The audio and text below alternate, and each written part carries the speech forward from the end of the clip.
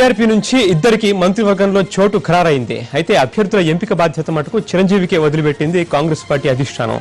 సంక్రాంతిలోగా ఈ ప్రక్రియ జరగబోతోంది. మరింత సమాచారం ఢిల్లీ నుంచి మా ప్రతినిధి అరుణ తెలుసుకున్నారు. అరుణ, టీఆర్పీ నుంచి ఇద్దరికి మరి బర్త్ కన్ఫర్మ్ అయినట్లు తెలుస్తుంది. ఇద్దరు ఎవరండి అవకాశాలు ఉన్నాయి?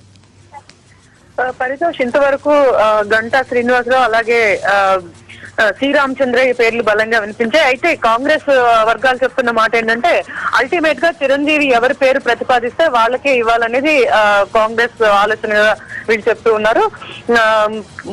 ఎక్కువగా చిరంజీవి ఎప్పుడు ఢిల్లీకి వచ్చినప్పుడు కూడా ఎక్కువగా గంటా శ్రీనివాసరావు అలాగే సి రామచంద్రయ్య ఢిల్లీలో ఉన్న ఢిల్లీ పెద్దలతో కూడా వీళ్ళకి కొంత పరిచయాలు ఇవన్నీ ఉండటం నేపథ్యంలో వీళ్ళిద్దరు పేర్లు బలంగా వినిపించాయి.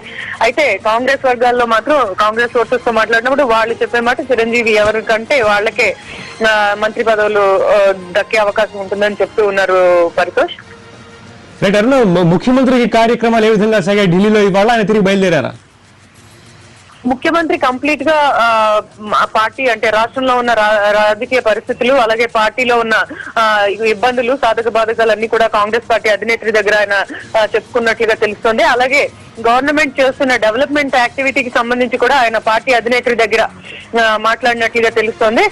ముఖ్యంగా మీ సేవ అనే కొత్త ప్రోగ్రామ్ ఒకటి స్టార్ట్ చేయబోతున్నారని కాంగ్రెస్ పార్టీ అధినేత్రికి ఆయన తెలియజేసినట్లుగా తెలుస్తోంది. ఆ ప్రోగ్రామ్ డీటెయిల్స్ చూసిన తర్వాత సోనియా గాంధీ బాగున్నది, ఈ ప్రోగ్రామ్ ఇంప్లిమెంట్ అయిన తర్వాత ఇది ఖచ్చితంగా జనంకు ఉపయోగపడే ప్రోగ్రామ్ లో ఉందని ఆమె ముఖ్యమంత్రితో అన్నట్లు కూడా ఇన్ఫర్మేషన్ మనకు తెలుస్తోంది.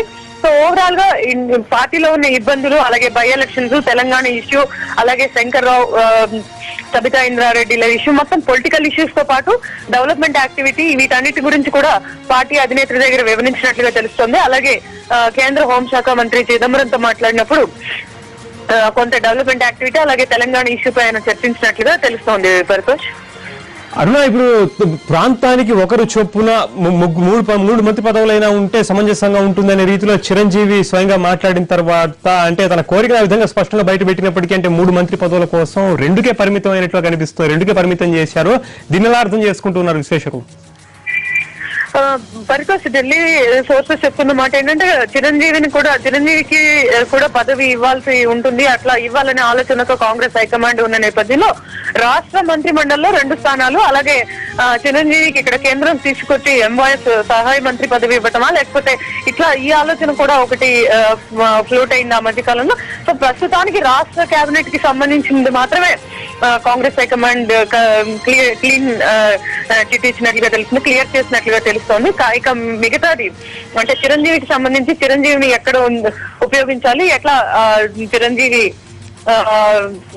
పార్టీకి ఏ విధంగా ఉపయోగపడేలా చూసుకోవాలనే దానిపైన ఇంకా కొంత టైం పట్టేలా ఉంది. రాజ్యసభ వేకెన్సీస్ వచ్చిన తర్వాత దీనిపై క్లారిటీ వస్తుందా లేకపోతే వేకెన్సీస్ కి అంటే ఉత్తరప్రదేశ్ ఎన్నికలు అయిన తర్వాత దీనికి సంబంధించి ఒక క్లారిటీ వస్తుందా అనే దానిపైన ఇంకా కొంత స్పష్టత రావాల్సి ఉంది.